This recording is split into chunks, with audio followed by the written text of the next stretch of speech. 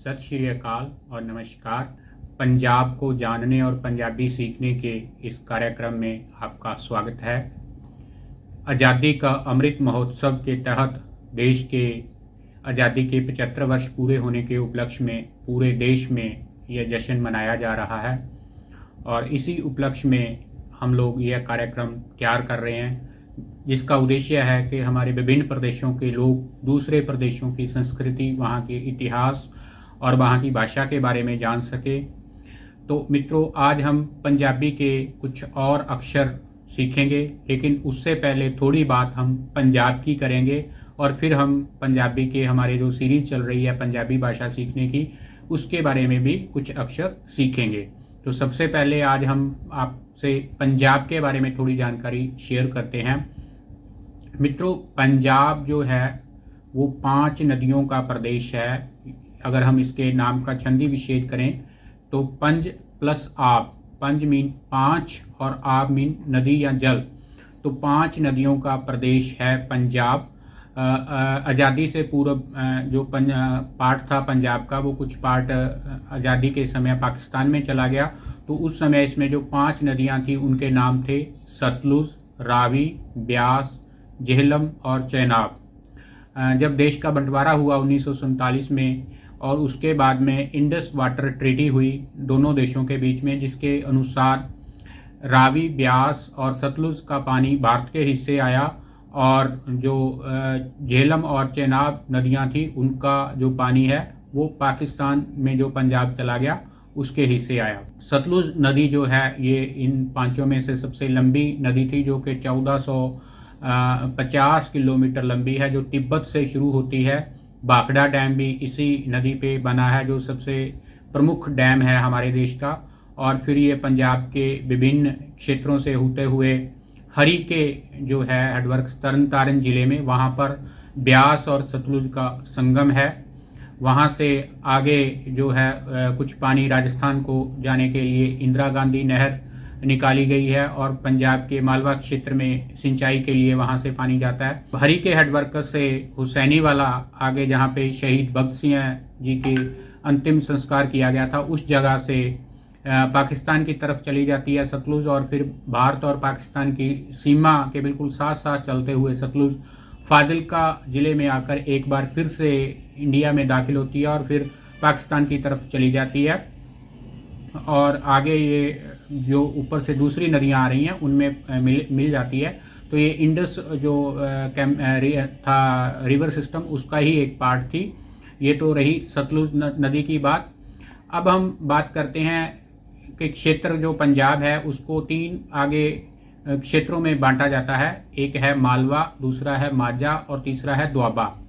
मालवा क्षेत्र है जो सतलुज नदी के दक्षिण में है, उस सारे क्षेत्र को मालवा क्षेत्र कहा जाता है और ये पंजाब का सबसे बड़ा क्षेत्र है। वैसे मध्य प्रदेश में भी एक क्षेत्र है जिसको मालवा कहते हैं, लेकिन ये पंजाब में है और ये सतलुज नदी के दक्षिण और उस तरफ जो पार्ट है उसे मालवा क्षेत्र कहा जाता है।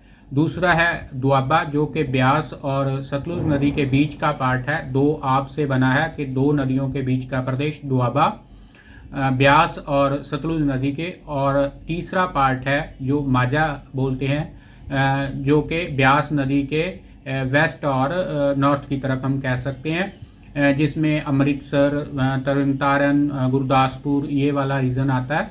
तो इसको हम पंजाब का माझा बेल्ट बोलते हैं। तो अगर आप पंजाब आएँ और यहाँ पे माझा, मालवा, दोआबा की बात हो रही हो तो आप इस प्रकार से बेहतर तरीके से समझ सकते हैं कि माझा क्षेत्र कौन सा है, दोआबा क्षेत्र कौन सा है और मालवा क्षेत्र कौन सा है। और जैसा कि आप सभी जानते हैं पंजाब की जो राजधानी है वो चंडीगढ़ है। अगर हम पंजाब के क्षेत्रफल की बात करें तो इसका क्षेत्रफल 50,362 किलोमीटर है और इसे 23 जिलों में विभाजित किया हुआ है, जबकि यहाँ पे 13 लोकसभा क्षेत्र, 7 राज्यसभा सदस्य यहाँ से चुने जाते हैं और 117 विधायक पंजाब विधानसभा में हैं। तो ये जानकारी हमने आपके साथ शेयर की। पंजाब के बारे में बेसिक जानकारी थी।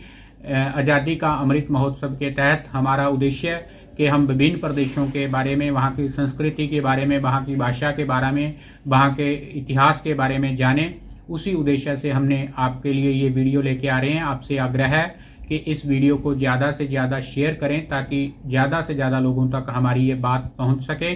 ख़ास करके उन लोगों से ज़रूर शेयर करें जो पंजाब से बाहर हैं, जो पंजाब को जानना चाहते हैं, जो पंजाबी को जानना चाहते हैं। और एक बात और, आगे जब 15 अगस्त आ रही आने वाले दिनों में, तो पूरे देश में हर घर तिरंगा मुहिम भी चलाई जा रही है। तो एक यह भी आग्रह है आप सभी से कि 13 से 15 अगस्त तक हम सभी लोग अपने घरों पे तिरंगा फहराएं। और आगे हम पंजाबी के आज 5 और अक्षर आपको बताएंगे, उनको समझेंगे और कुछ शब्द बनाना भी पंजाबी के सीखेंगे। तो जुड़े रहें हमारे चैनल के साथ, आगे हम पंजाबी सीखते हैं। तो आज हम पंजाबी के 5 और अक्षर सीखेंगे। ये च वाली जो लाइन है वही है, ठीक उच्चारण भी वैसे ही है जैसे हिंदी में रहता है, लेकिन एक बार हम पिछला रिवीजन देख लें जो हमने अब तक सीखे थे 10 अक्षर। ऊड़ा, आड़ा, ईड़ी, सस्सा, हाहा, ये 3 हमारे वॉवल थे। ये सस्सा से स की आवाज़ आती है, ह की आवाज़ आती है, फिर कक्का, खक्खा, गग्गा, कग्गा, ञा, ये क, ख, ग, क की आवाज़ आती है। और ये खाली जैसे हमारा ड खाली रहता है वैसे है। तो ये हम 10 अक्षर इससे पिछले एपिसोड में देख चुके हैं। अगर उसके विस्तार के लिए आप हमारे डिस्क्रिप्शन में दिए गए लिंक पे पहले 2 पार्ट पे जाके सीख सकते हैं। आज हम जो अगले 5 अक्षर करने जा रहे हैं वो है चच्चा, जो कि हिंदी के च अक्षर के स्थान पे इस्तेमाल होता है, च की आवाज़ देता है। इसको हम एक अक्षर को बोलते हैं चच्चा। ये है छच्छा, ये है जज्जा, ये है छज्जा, अन्या खाली है। तो ये तो इसका कोई ज़्यादा इस्तेमाल होता नहीं है, हम इस पे ज़्यादा फोकस नहीं करेंगे। जब आगे जाके हम इस पे विस्तार पे जाएंगे तो समझेंगे। ये सिर्फ बेसिकली आज हम 4 अक्षर ही सीख रहे हैं। तो हम इस पे चच्चा छज्जा जो नाम है इस पे आप मत जाइए, आप इसको च, छ, ज और ज जो झंडा वाला है, च चम्मच, छ छतरी, जय जहाज, जय झंडा, आप इस प्रकार से याद रख सकते हैं। तो ये 4 अक्षर आज हम सीख रहे हैं। तो इनको लिखना कैसे है एक बार मैं उसको भी आपको दिखा देता हूँ। ये लाइन हमारी रहती है जो नोटबुक पे, ये नीचे को आके ऐसे जाके और ये इस प्रकार से, ये बन गया हमारा चच्चा। ये लिखने का तरीका है। और ये हमारा जो च अक्षर है, च चम्मच, उस प्रकार वही इसका उच्चारण है। अब हम अगला अक्षर है जो छ की आवाज़ देता है, छ छतरी जैसे, इस प्रकार से हम इसको लिखते हैं। ये रहा, ये उसी प्रकार लाइन के नीचे। ये हमारा तीसरा अक्षर जो आज का है जहाज, जय जहाज, इस प्रकार से सीधी डंडी लगा के ये इसका तरीका है ज लिखने का। और उसके बाद में ज झंडा, ये इसका लिखने का तरीका है। तो ये 4 अक्षर हम लोग सीख रहे हैं पंजाबी के, जो च छ ज झ जैसे हिंदी में हमारी लाइन रहती है, ठीक उसी प्रकार ये लाइन रहती है। अब हम कुछ शब्द बनाना सीखेंगे इन्हीं अक्षरों से, जो अब तक हम टोटल 15 शब्द और जो ने मात्राएं सीख चुके हैं उनसे।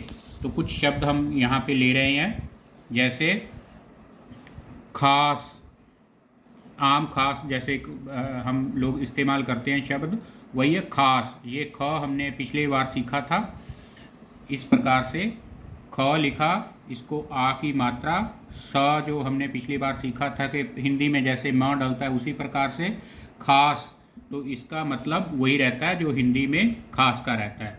आगे हमने गज, ग हमने कल सीखा था, जैसे हिंदी में ग है वैसे ही रहता है। और ज हमने आज सीखा है गज। गज एक लंबाई की इकाई है, मीटर गज, वो वाला गज, उसका सही अंतर है। आगे हमने एक शब्द है जूस, ज हमने आज सीखा है, इस प्रकार से लिखते हैं, ये बड़े ऊ की मात्रा, और स जैसे हिंदी में मैं डलता है वैसे जूस, जो हम फ्रूट जूस, वो चीज़ आ गई। अब ये 3 शब्द और हम सीखते हैं। जहाज, जे हमने ज सीखा, ह हमने पहले दिन सीखा था, ये आ की मात्रा, फिर जहाज, हवाई जहाज जैसे, है ना। उसके बाद में ये है चा, ये च हमने आज सीखा है, इस प्रकार से लिखना। ये आ की मात्रा ह। चा, ये जो हम चाय पीते हैं उसको पंजाबी में चाह कहते हैं, चा। अगला हमारा शब्द है कागज़। क हमने पहले दिन सीखा था पिछले एपिसोड में, ये आ की मात्रा हमने डाल दी। यह ग उसी प्रकार है जैसे हम हिंदी में ग लिखते हैं, और ये ज हमने आज सीखा है कागज़। तो ये हमारा कागज़ जो हिंदी में जिस पे हम लिख रहे हैं वो कागज़ है, वही उच्चारण रहता है। तो ये थे हमारे आज के पंजाबी भाषा का थोड़ा सा और ज्ञान आपके लिए। इससे पिछले 2 एपिसोड का लिंक हमारे डिस्क्रिप्शन में दिया गया है, आप वहां से भी पिछले एपिसोड भी देख सकते हैं।